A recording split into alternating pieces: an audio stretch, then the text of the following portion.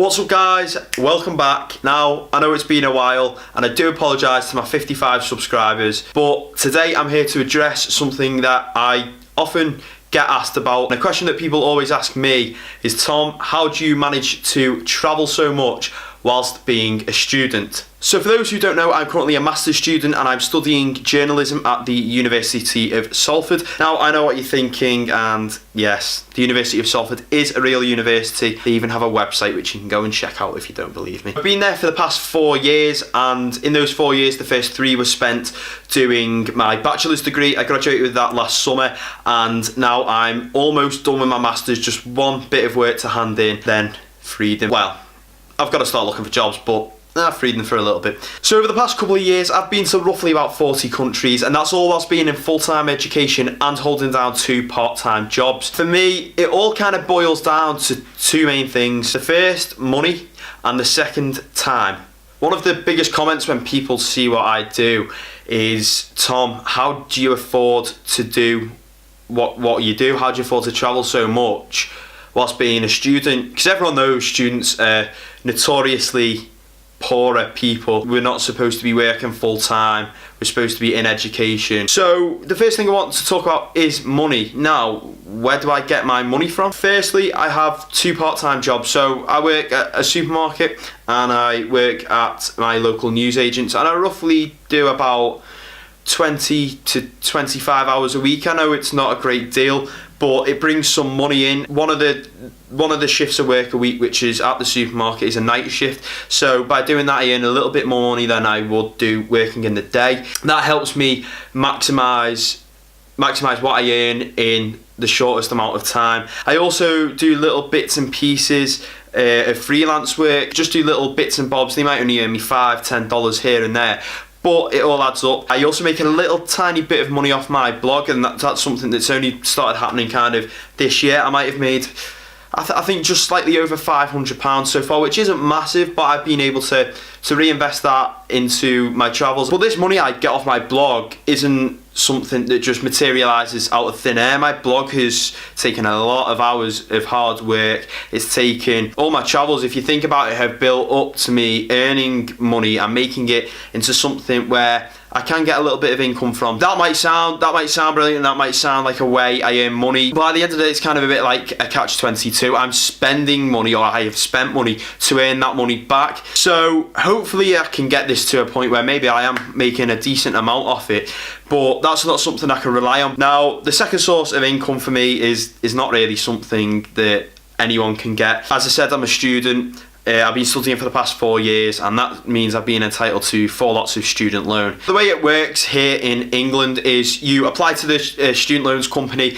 They'll give you your tuition fee, they'll send it straight off to your university, and then you'll get some more money that will come straight into your bank account, usually at the beginning of each semester, and then one payment at the end of the second semester. That's meant to be your maintenance allowance. It's meant to pay for your rent, your food, and then anything kind of extra, I think you're funded by your parents, or you get, you work for it. I've been a little bit fortunate this year because I've not actually been living away from home. So my student loan from my masters, it works slightly differently. There's a new postgraduate loan that the government brought in for the start of this university year, and they allow you to borrow up to £10,000. Now, you can do what you want with it. You've got to use it obviously for your tuition fee, but the rest you can keep entirely for yourself. I've been living at home, so I've not had to pay rent, which my dad's fortunately let me off with that. I do pay for food quite a bit because I eat out a lot, and when I'm not at home, I've got to, or I'm at my girlfriend's, we usually split shopping costs and things like that. But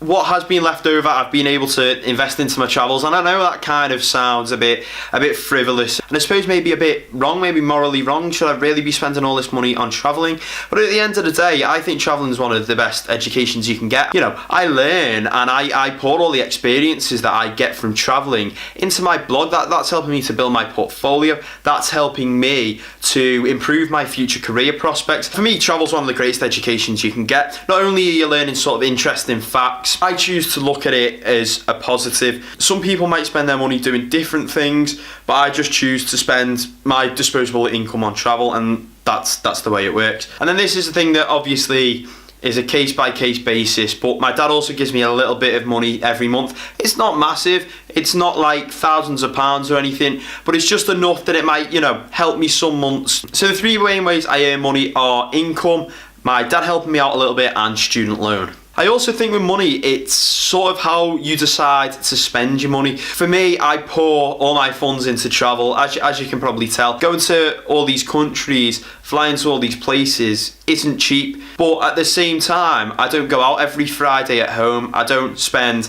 I don't go on a night out and I don't spend £50 on this and £50 on that. I don't buy all the best clothes like people do. I don't buy the more materialistic things like Xboxes, PlayStations, televisions. Like, I don't care about that. My entertainment or my relaxation is going out and seeing the world, and I think that's just something that a lot of people don't consider. They say, how do you afford this, how do you afford that, when I know that person who's just said that to me spends probably close to £100 a week on cigarettes. It's stuff like that if people thought about what they're spending and maybe conserved a little bit of their money, then they'd get the most out of it, they'd be able to do more with it. And again, it just boils down to choice.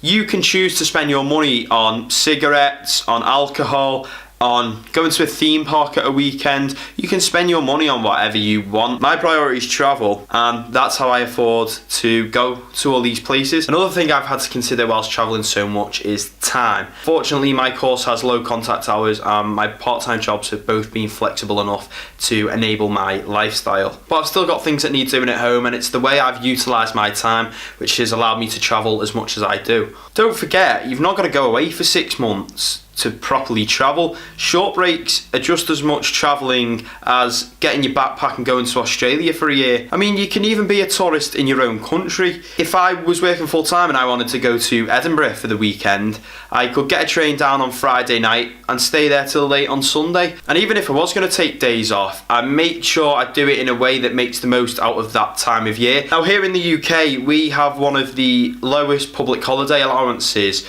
of any country in Europe, but just a couple of months ago there were reports in the newspapers and the national media that just using 9 days of your holiday across Easter and the May bank holidays could get you 18 days off. Even full-time workers can make the most out of their free time if they just make sacrifices, organise themselves a little bit and are prepared to think ahead. My biggest time-based tip for those who want to travel is to always have something booked. Even if it's 6 months off, I think it's so much better to have something to look forward to and to get excited about. Plus, it's a great remedy for the holiday blues. So now you know how I managed to balance travel and education. Thank you very much for watching. I'll see you next time. If you enjoyed that, then don't forget to like, subscribe and do all that good stuff. And if you have any travel tips relating to utilising your money or time in a more effective way, then let me know in the comments section below.